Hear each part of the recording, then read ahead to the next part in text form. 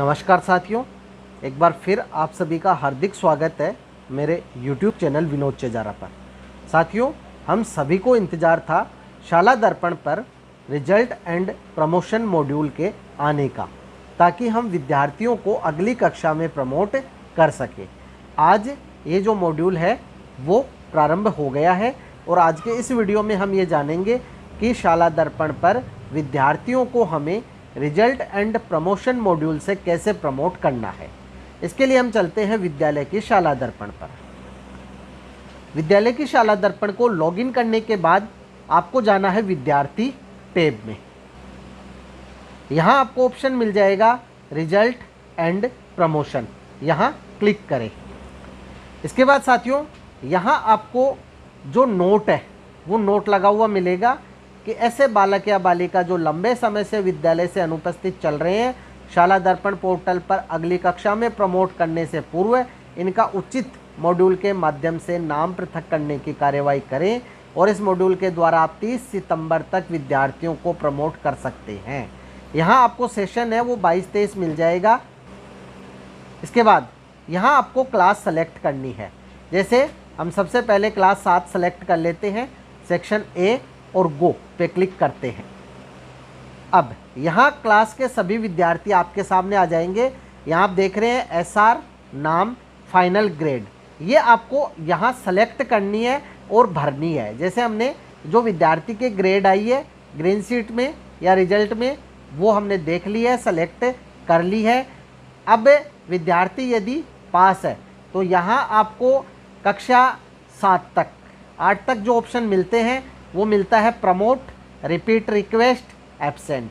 Promote अगली कक्षा में भेजने के लिए, रिपीट रिक्वेस्ट यानी उसी कक्षा में रखने के लिए। जैसे मान लीजिए कोई कमज़ोर विद्यार्थी है और उसके अभिभावक स्वघोषणा पत्र आपको देते हैं कि मेरे जो बच्चा है उसको उसी कक्षा में रखना है। जैसे 7वीं क्लास का विद्यार्थी है, उसे 7वीं में ही रखना है, तो आपको यहाँ रिपीट रिक्वेस्ट ऑप्शन को सेलेक्ट करना होगा।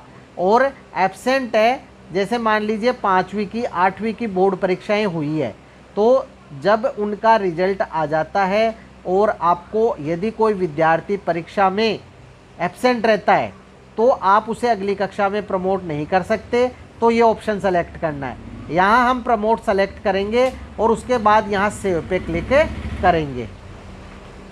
सेव पे क्लिक करने के बाद क्रमोन्नत करने से पहले आपको ध्यान रखना है कि सभी प्रविष्टियां हमने कर दी है। जैसे कक्षा 9 और 11 में हमें प्रतिशत भरने होंगे वो भर दिए हैं और सेव कर दिया है, तो हमारे सामने सक्सेसफुली प्रमोटेड का जो मैसेज है वो आ गया है। अब हम यहाँ देख सकते हैं कि ये जो विद्यार्थी है ये प्रमोट हो चुका है और प्रमोटेड क्लास 8वीं ए सेक्शन है वो आ गया है। अब यहाँ साथियों आपको ये ध्यान रखना है, जैसे आप किसी विद्यार्थी की जो रिजल्ट है आपने उसको 8वीं क्लास में भेज दिया है और अब आप यदि किसी विद्यार्थी का रिजल्ट है वो संशोधन करना चाहते हैं, तो आपको यहाँ एक बार इस क्रॉस के निशान से रिजल्ट एंड प्रमोशन से उसका प्रमोशन है वो कैंसिल करना होगा, तभी वह उस कक्षा में जाएगा विद्यार्थी और तब आप उसका रिजल्ट संशोधित कर पाएंगे। अन्यथा आप उसका रिजल्ट संशोधित नहीं कर पाएंगे और उसके बाद दोबारा से आपको उसको प्रमोट करना है और इससे सही के निशान से आपको सेव करना है, जिससे वो अगली क्लास में चला जाए। इसी प्रकार साथियों, यदि आप किसी विद्यार्थी की टीसी जारी कर रहे हैं और टीसी जारी करने से पहले आपको ये अच्छी तरह चेक कर लेना है कि विद्यार्थियों को हमने उस क्लास में प्रमोट कर दिया है।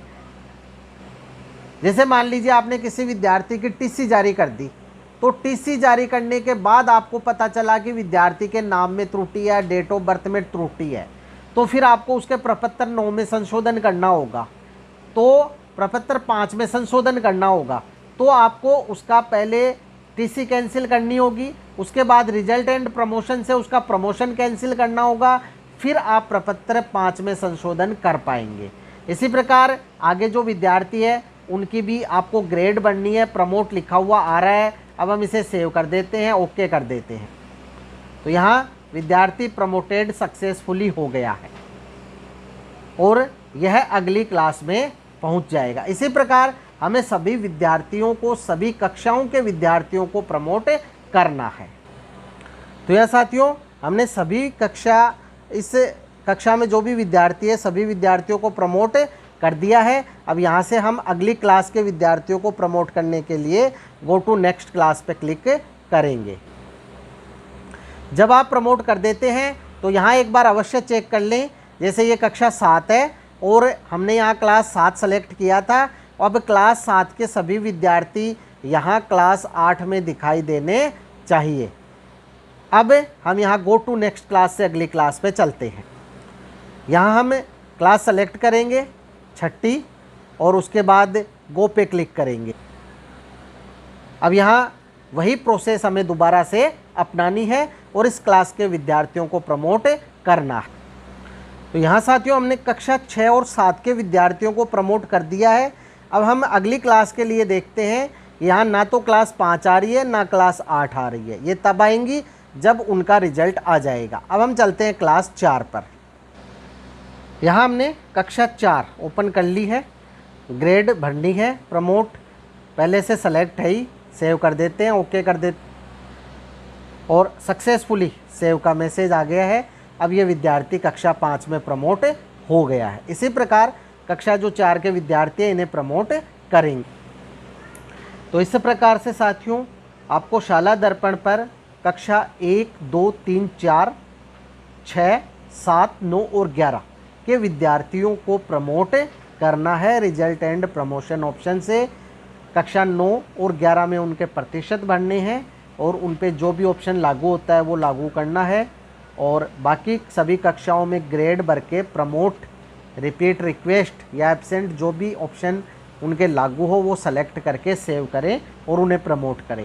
प्रमोट करते समय 2 बातों का आपको विशेष ध्यान रखना है कि यदि किसी विद्यार्थी को प्रमोट कर दिया है और उसके बाद आप कोई कार्य कर रहे हैं और उसके पुराने जो डाटा उसमें संशोधन करना है, तो फिर आपको जैसे टीसी है तो टीसी कैंसिल कर, रिजल्ट एंड प्रमोशन कैंसिल कर और फिर उसके प्रपत्र 5 में कोई संशोधन अपेक्षित है तो वो कर पाएंगे।